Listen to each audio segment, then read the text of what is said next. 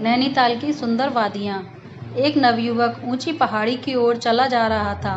तभी एक बुजुर्ग ने उसे टोकते हुए कहा कि बेटा, मैं भी तुम्हारे साथ ऊपर पहाड़ी तक चल सकता हूँ।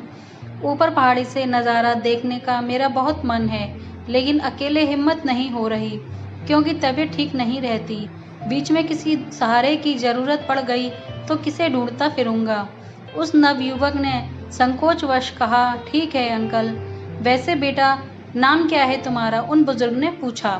राज श्रीवास्तव नाम है मेरा, उस युवक ने कहा। और मैं श्यामलाल, यहाँ बस घूमने आया था।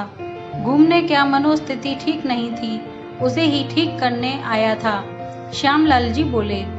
जी बहुत बढ़िया, राज बोला। और सुनाओ क्या करते हो? श्यामलाल जी ने पूछा। बस कुछ नहीं, राज दुखी होकर बोला।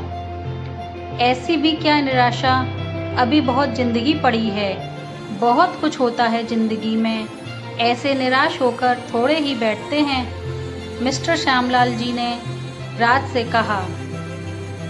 सच बताऊं अंकल, मैं यहाँ ऊंची पहाड़ी से आत्महत्या करने जा रहा था, लेकिन आप मिल गए, राज बोला।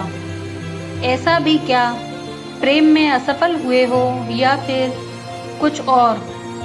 मिस्टर श्यामलाल जी ने पूछा। ऐसा कुछ नहीं है अंकल, माँ बाप बहुत गरीब थे, बड़ी मुश्किल से पढ़ा लिखा कर काबिल बनाया, फिर मुझे बहुत अच्छी नौकरी लगी, मैंने पैसा बहुत कमाया, एक अच्छी सी लड़की से शादी की और अब एक प्यारी सी बेटी का बाप हूँ। लेकिन मैं उन पैसों से संतुष्ट नहीं था, इसीलिए मैंने अपना खुद का व्यापार शुरू किया।